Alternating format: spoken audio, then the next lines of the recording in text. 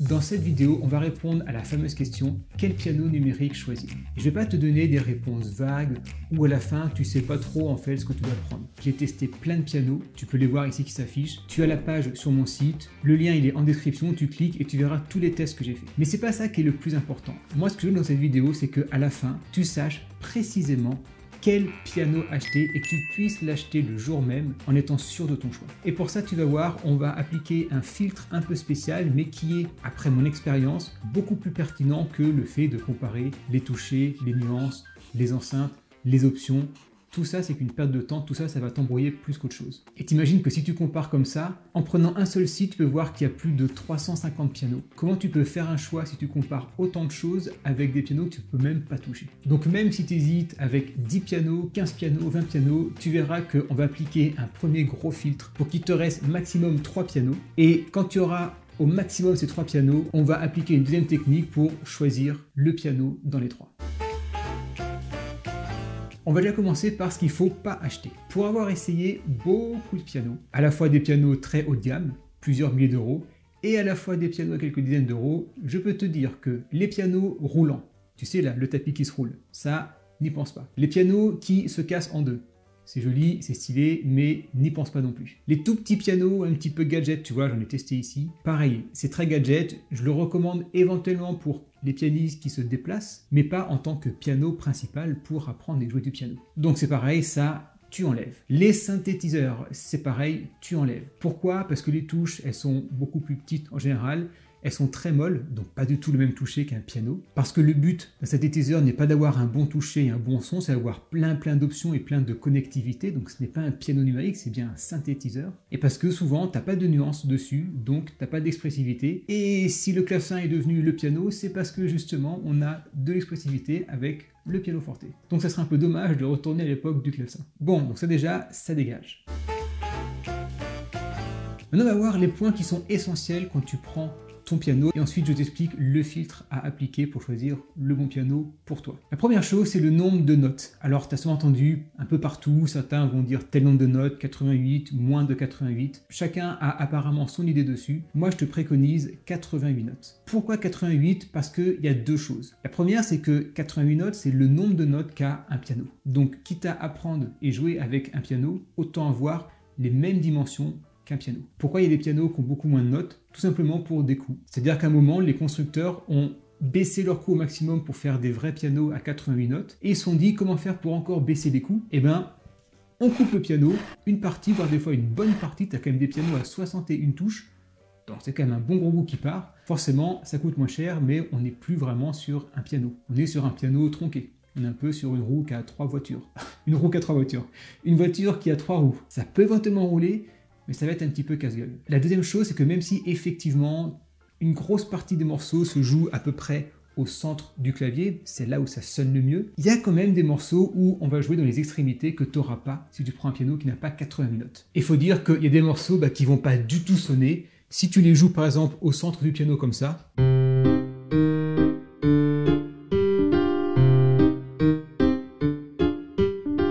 pas terrible. Par contre, si tu ajoutes une belle basse bien profonde,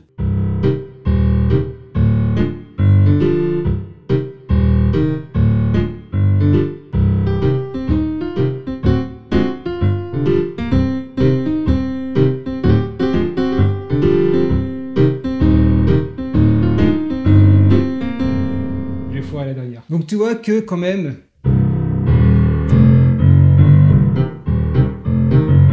je le fais là, même je le fais ici, t'as pas la profondeur, etc. Donc 88 notes te permet d'avoir cette profondeur et pareil pour le petit clinquant dans les aigus. Deuxième point, hyper essentiel quand je choisis un piano, c'est, alors essentiel, c'est surtout pour que tu aies quand même en tête quelque chose d'important. De toute façon, on va parler de toucher lesté, parce qu'en fait, qu'est-ce qui se passe? Dans un piano, tu as la touche qui est là, et à l'intérieur, tu as encore une continuité avec des poids qui sont dessus. C'est pour faire un bras de levier, une touche qui soit lestée. J'ai testé beaucoup de pianos, des pianos très entrée de gamme à 200 euros, des pianos à 1000, 2000, 3000 euros, des pianos comme ça qui dépassent encore 3000 euros. Et pour démonter mon piano, pour huiler un peu les touches, mettre un petit peu de graisse parce qu'avec le chaud, le froid et les années, la graisse, elle part un peu sèche. Donc du coup, ça fait des petits bruits ou des fois des petites notes qui cuisent un peu moins. Donc je démonte, je regraisse un peu tout ça. Dans un piano comme ça, que j'appelle un piano meuble, c'est-à-dire un piano qui a une grande profondeur, tu as forcément un grand bras de levier. C'est-à-dire que la touche qui est là, qui est assez longue, tu as beaucoup plus de longueur derrière. Ce qui veut dire que quand tu appuies sur la touche, que tu appuies ici ou très proche du piano, tu as toujours la même fluidité, parce que même quand tu es ici collé au piano, tu as encore un grand bras de levier. Donc, tu as forcément un très bon toucher avec des pianos comme ça, des gros pianos. Attention, quand je parle de piano meuble, je parle bien d'un piano intégré avec ça, pas les pianos en barre qui se posent sur un meuble. Et tu as justement les pianos en barre, du fait qu'ils soient beaucoup plus courts dans cette distance-là, beaucoup moins profond. Ça fait que la touche visible, elle est ici, mais que le petit bras de levier, il fait ça en distance, parce que dans le piano, tu as peu de choses. Tout ça pour te dire qu'il y a forcément une frontière physique, on peut rien y faire, entre les pianos en barre qui sont peu profonds et les pianos plus gros qui ont de la profondeur. À noter que le toucher sur le piano barre, tu as quand même un toucher qui est lesté, tu as un bon toucher. Mais si jamais tu as deux pianos au même prix, un qui est en barre, un qui est profond, choisis celui qui est en profondeur. Et pour tous les autres critères, maintenant, tous les pianos, ils ont, c'est-à-dire les prises pour brancher un casque, les prises pour mettre une pédale s'il n'y en a pas qui sont intégrées, le métronome qui est intégré, plusieurs sons, le fait de mélanger des sons. Tout ça maintenant c'est sur tous les pianos, même les pianos que j'ai testés à 200 €, on retrouve ça dessus. Donc quoi que tu achètes, du moment que c'est un piano numérique, normalement tu l'auras. Il y a deux recommandations que je peux te faire avant de passer au fameux filtre, à la technique pour que tu puisses choisir le bon piano. Deux pianos que j'ai testés parmi plein de pianos. Un premier piano qui est le plus entrée de gamme. Pour moi, il ne faut pas aller moins cher, il ne faut pas prendre moins comme modèle. C'est le modèle de Thomann, le SP320. Tu as le lien et ma vidéo de test sur la page sur mon site. Tu trouves la page sur mon site, soit en description. Je l'ai testé et c'est un bon piano. J'étais assez surpris parce qu'il coûte 230 €, je crois, par là. J'ai trouvé vraiment très bon rapport qualité-prix. Et dans cette gamme de prix, je te le recommande vraiment. Même si tu hésites avec... il y a le Alexis, je crois, il y a le Rock Jam et tout. Pour moi, le SP320, c'est le meilleur dans cette gamme de prix. Et une autre recommandation, c'est si tu as un peu plus de budget, parce que forcément, le prix est quand même déterminant. Je crois, il est dans les 400 €, il me semble. C'est le Yamaha P145. Je pense que tu as déjà entendu parler. Je pense que tu as vu aussi plein de commentaires assez élogieux sur ce piano. Donc avant, c'était le Yamaha P45. Ils l'ont renommé P145. Je l'ai testé également et effectivement, je le trouve vraiment très bon. Il a un bon toucher, il a toutes les fonctions, il a un bon son et je me suis fait plaisir en jouant dessus et également en jouant sur le Thomann SP320. Tu as également la vidéo test du Yamaha P145 sur ma page internet, sur mon site. Et dans cette gamme de prix, je pense vraiment que c'est le meilleur piano. Et d'ailleurs, tu vois, j'ai essayé aussi le Casio Privia 7000 qui coûtait dans les 1700 € et au niveau du toucher, j'ai pas senti vraiment de différence entre les deux. Alors bien sûr, le Casio Privia 7000, il a beaucoup plus d'options, beaucoup plus de sons. Il est mieux fini aussi, tu as un écran qui est beaucoup plus joli. Bon, tu as plein de choses qui sont mieux forcément vu le prix. Mais le toucher, la qualité du toucher, j'ai pas ressenti de différence parce que, comme je te l'ai dit, on est sur des pianos qui sont en barre. Donc il y a un moment où quand tu mets plus en prix, c'est pas tant le toucher qui va s'améliorer, c'est plus d'options, des matériaux mieux finis, des choses peut-être un peu mieux pensées, des menus un peu plus sympas, un peu plus ergonomiques, des enceintes un peu plus puissantes, un peu plus de connectique, bref, ça va être tout ça. Donc on en vient au fameux filtre pour que tu puisses choisir ton piano. Il y a 3 étapes dans ce filtre. La première étape, ça va être, tu te doutes un petit peu, ça va être le budget. Mais attention, tu as seulement une fourchette de budget, prends la fourchette haute. Pourquoi haute? Parce qu'un piano, c'est pas quelque chose qui va s'user après 5 ou 10 ans. Un piano, ça peut durer peut-être toute une vie. C'est pas comme un téléphone, un ordinateur ou une télé où on sait, ou un frigo, que dans quelques années, de toute façon, il sera à la poubelle. Donc on se dit, l'argent que je mets en plus, je vais le perdre. Le piano, c'est quelque chose qui est normalement à vie. Donc ce que tu mets en plus, tu le gardes à vie. Ce qui veut dire que si tu mets 100 € en plus, c'est 100 € que tu étales sur tout le reste de ta vie en fait. Donc ça, tu peux déjà faire un filtre sur n'importe quel site, tu mets le prix et ton budget. Deuxième filtre, c'est de prendre des marques qui sont de qualité. Je sais qu'on voit plein de marques un peu bizarres passer, les prix sont moins chers, ça a l'air bien, mais il y a toujours quelque chose qui va pas, ça marche pas, t'as pas de SAV, t'as pas de pièces qui sont réparables, c'est pas pérenne dans le temps, c'est pas des bons matériaux, bref, c'est des marques qui sont pas connues et il y a sûrement une raison pour lesquelles elles sont pas connues. Donc dans les filtres, prends une de ces 4 marques, Kawai, Yamaha, Roland, Casio. Ce sont 4 marques de piano, j'ai testé plein de pianos dans ces 4 marques, ils sont tous très bons, ça fonctionne très bien. Ce sont des marques qui sont réputées, qui sont connues, ce sont des marques de piano. Ça va te permettre d'enlever tous les pianos un petit peu bizarres, même si on te dit, prends celui-là, c'est super, Oui, mais pendant combien de temps il va être super ce piano? Un piano comme celui-là par exemple, alors bien sûr c'est un budget plus grand, mais c'est increvable ce genre de piano. Je l'ai depuis je sais pas combien de temps, avec un usage intensif, j'ai déplacé plein de fois pour des déménagements et il est nickel. Le troisième et dernier filtre, normalement déjà là tu auras très peu de piano, ça va être le design. C'est quelque chose qui compte quand on achète un piano. Il y a des pianos par exemple qui sont très épurés, comme celui-là ou comme le Casio par exemple 7000 que j'ai essayé. Il y a des pianos qui ont beaucoup de boutons, des petits potards dans tous les sens, des petits curseurs, des écrans qui clignotent. C'est très différent l'un et l'autre, mais c'est important de choisir ce que tu préfères choisir. Choisis un piano que tu aimes bien, choisis un piano qui t'attire, parce que des fois on se dit, il y a beaucoup de boutons, j'aime pas. On ne sait pas trop pourquoi. Mais souvent quand il y a beaucoup de boutons, ça peut te disperser un petit peu.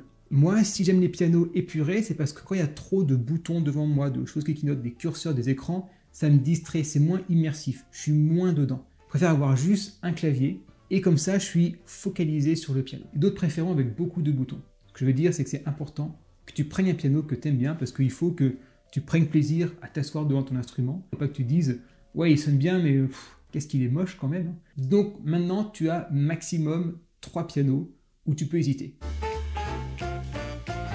Alors bien sûr si tu peux les tester c'est bien, tu peux aller voir sur internet.